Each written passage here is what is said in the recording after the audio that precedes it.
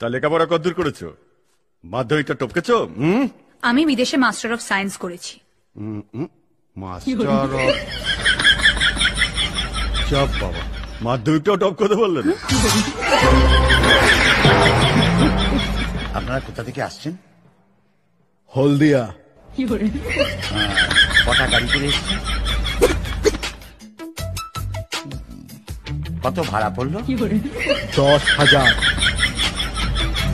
এতগুলো শেয়াল মিলে লোক মিলে রাস্তায় 1,000-5,000 টাকা খেয়েছেন?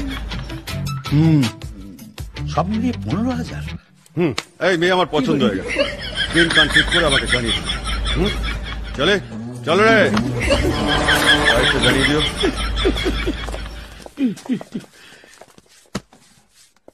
মুরগি ধরতে খ্যাট শিয়াল না, শিয়ালের দরকার।